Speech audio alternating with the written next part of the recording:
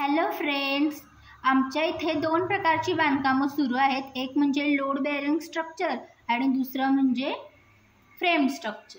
तर एका आमच्या इथले गृहस्थ आहेत, त्यांना हा प्रश्न पडला की दोन्ही बांधकामं वेगवेगळ्या पद्धतीनं कशी बांधली जात आहेत. लोड बेअरिंग स्ट्रक्चरमध्ये विदाऊट कॉलम लोड हा कसा पेलला जातो स्लॅबचा. त्यांनी स्लॅब टाकला तर हा कसा चेलला जातो, तर त्याच्यामध्ये चॅनल घातलेले आहेत आणि स्लॅब त्या 2 इंची स्लॅब आहे आणि त्याच्या तो स्लॅब असा वॉलवरती 1 फूट आहे, तर त्या वॉलवर ठेवलेला आहे.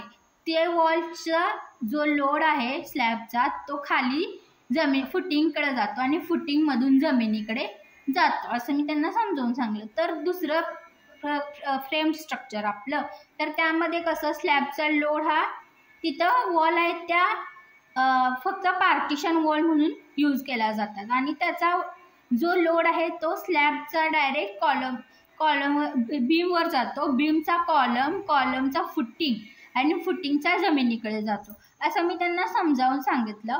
तर त्यांना हे कळलं, फ्रेम स्ट्रक्चर आणि लोड बेअरिंग स्ट्रक्चर ह्यातला फरक समजून आला. तुम्हाला जर असा प्रश्न पडला असेल, हा माझा व्हिडिओ नक्की शेअर करा, फॉलो करा. थँक्यू.